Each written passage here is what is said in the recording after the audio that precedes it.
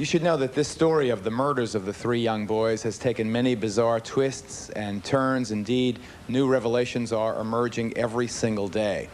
Our team visited West Memphis, Arkansas, to investigate. Here's the story of the three dead young men. Reminiscing over children's photos brings joy to most families. But in the house of Marie Hicks and her daughter Pam Hobbs, it is a painful and torturous event. Pam's 8-year-old son, Stephen, was sexually molested and brutally murdered, along with two other 8-year-old boys, Michael Moore and Christopher Byers.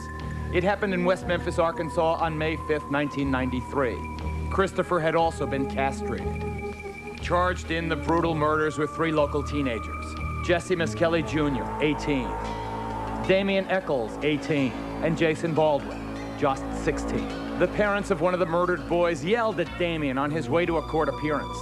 Hey, faggot! What you look like, a faggot? Adding to the parents' horrors were reports that the killers had participated in devil worship. On February 4th, Jesse Miskelly Jr. was found guilty of the murders. He was sentenced to life in prison, plus 40 years. The trials of Damian Eccles and Jason Baldwin are scheduled for late February. In June of last year, 1993, the Memphis Commercial Appeal reported that cult experts had warned West Memphis officials back in 1992 that satanic cult activities were present in the community. One of the 3 defendants told West Memphis police that local cult activities included eating dogs and participating in sex orgies. Acquaintances of Damian Eccles told reporters that Eccles customarily wore black, killed cats, and worshipped the devil. Stephanie Dollar, a West Memphis resident, said there has long been talk about cult activities in West Memphis. I mean, all the talk about it, I mean, the symbols that you see wrote everywhere. I mean, which it could be just kids writing things, I don't know. I mean, but there's just too much talk about it for it not to be true. Jesse Miskelly Jr., like his 2 co-defendants, lived in a rundown trailer park in the West Memphis area. The teenager's room revealed nothing extraordinary. Most of the pictures and posters were fairly typical for an 18-year-old boy's room.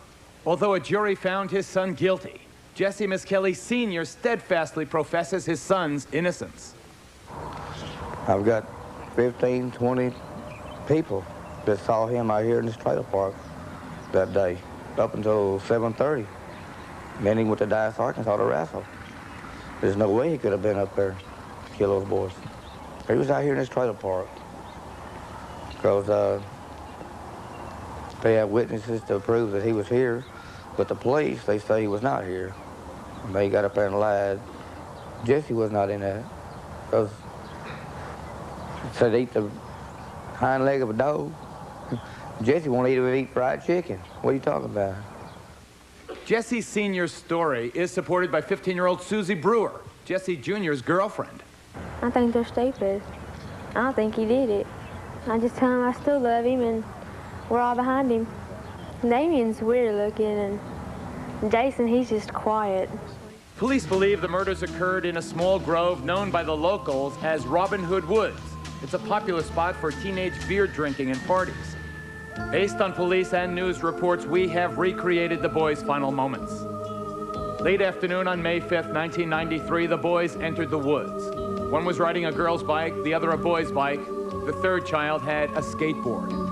It is believed the boys spent some time roaming and playing in the woods. At some point, however, after 6 p.m., the 3 children and their assailants met. The following day, May 6th, the police spotted a young boy's sneaker and a Cub Scout hat floating in a small creek. The bodies of the 3 boys were found just yards away.